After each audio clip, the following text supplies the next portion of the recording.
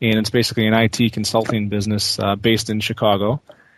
And I've been going along for the last 8 years, doing pretty well. And the thing is, though, is I'm basically trading dollars for hours. And most of the time I'm so busy that I never really had a chance to take a step back and see if there's a better way. And I'm tired of trading dollars for hours. So I went out and I started consuming every type of business audio book or normal paper book to learn other ways to do business. And eventually I was listening to different podcasts, and I came across Internet Business Mastery. And I thought you guys offered some common sense, and your straight talk, and really turned me on. So eventually I joined the academy, and I couldn't believe the roadmap that you guys laid out. It really shocked me because I'm a technology specialist. I have a degree in computer science from DePaul University. I know all about software engineering. I used to work for Citibank doing large banking systems, programming them. And it surprised me that I didn't know a lot of this stuff. And you guys laid it out in such a way that I was able to put all the pieces together and figure out my own niche for something that I love to do, which is IT consulting. And the thing is what the academy did for me, at least, was I compare it to driving a car. Before you can get to your destination, you got to know what a steering wheel is, what your different gauges are in your car, what neutral and drive, and all this type of stuff. And initially, it's kind of overwhelming because you're like, oh, I got to do this, I got to do that, and there seems like there's a lot to put together. But after you put it together and you go through the whole routine, it's just like driving. You can go ahead and put things together in a relatively short time frame, and if it doesn't work out, you can move on to the next project or whatever you're interested in. But the biggest thing for me was what type of niche I wanted to get into exactly. So ultimately, I came into a niche that pretty much does what I'm doing now, but will give me the ability to reach out to other network administrators for small businesses. So basically, I started a website called understanditnow.com with a dash between the IT on both sides. So it's understand-it-now.com. And basically, it provides instructional video-based training on how to install and manage and migrate computer networks for IT administrators. So that's pretty much how I got into Internet Business Mastery and information marketing. Well, I like the analogy you give about driving and such. In driving, we're not maybe conscious of it after you've been driving several years, but even when you were driving down a road straight, you're still doing your brain is constantly doing course correction. There's this feedback loop, and I guess we're talking engineer geek speak a little bit here. I think people know what I mean by your mind and your eyes are constantly feeding this information. Your eyes are feeding all this information to your mind about you're a little too far to the right, a little too far to the left, and you're keeping your steering wheel back and forth in that manner. And it's like riding a bike. If you think about, when you're teaching your kid to ride a bike, or we ride a bike ourselves, learn to ride a bike ourselves, there's that wobbliness that happens at first, and that course correction. You learn to keep the wheel straight and balance back and forth, and then after you've learned that, it becomes second nature, obviously. And that's the same with learning in anything or with progressing in anything, and definitely applies to entrepreneurship and internet business. And that some of that, trying things out and getting better at it, and course correction that goes along the way is definitely going to be a part of that process. So anyway, that came to mind as you're kind of throwing some analogies in there. I thought I'd add that as well. That's exactly right. I mean, if you think about when you were 15 or 16 years old, you have to learn the rules of the road, what all the instruments of your car are, brake pedal, gas pedal, all these types of things.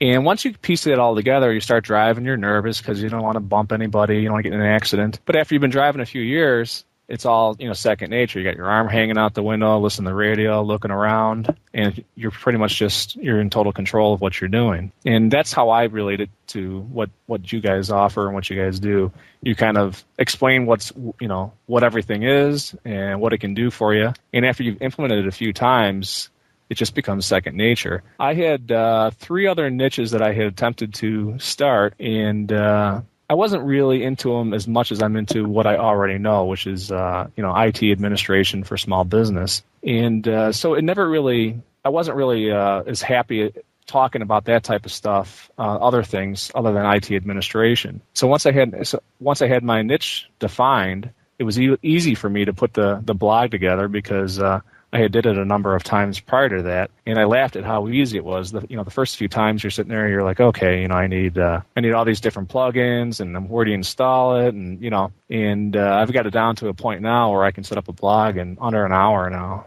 Yeah, definitely.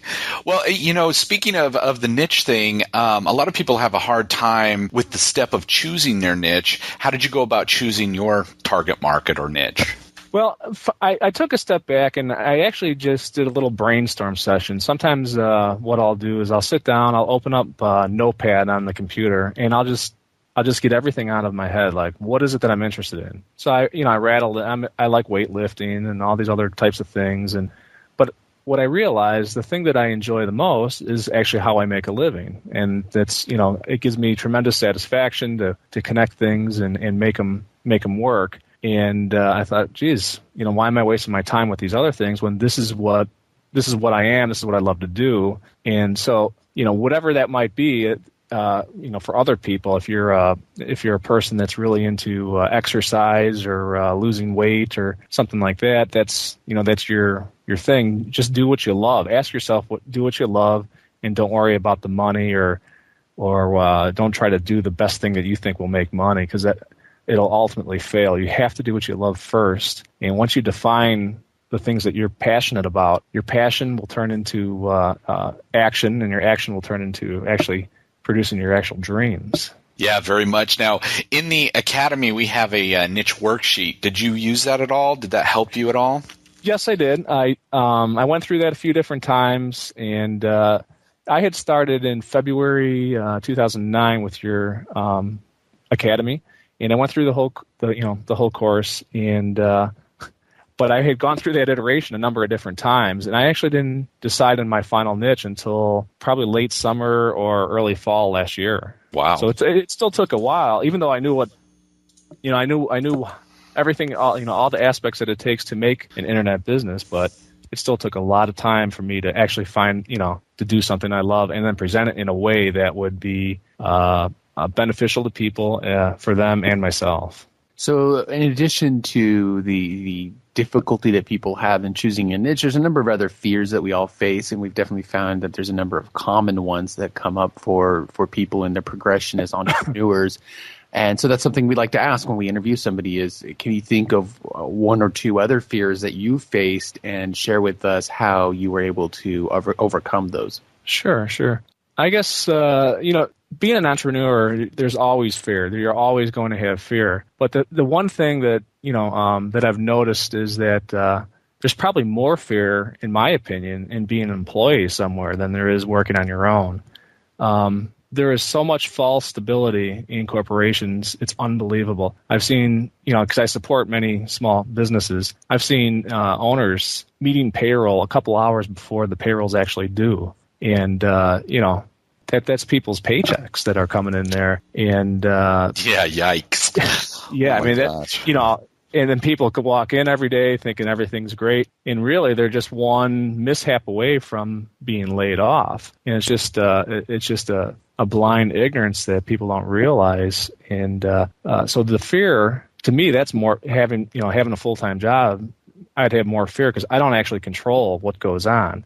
If you don't want to have the fear, you'll go out on your own and do your own thing, do what you love, and you take control over what you're doing. And then if you need more money, you go out and you find more business, and you know where you're at all times. If things are going a little bad for you, you work harder, and then things, seem to come together. When I first got started in my own business, it was right after the .com bubble, burst, and my employer, I worked for a large company. It was about a $3 billion a year company. We had major banking clients, and we had major accounts. And the projects that I would work on were multi-million-dollar projects. And I thought, there's no way, my job is so secure and all this because of what I know and, who I operate with. And then literally in one day, they came in and laid off 44 offices.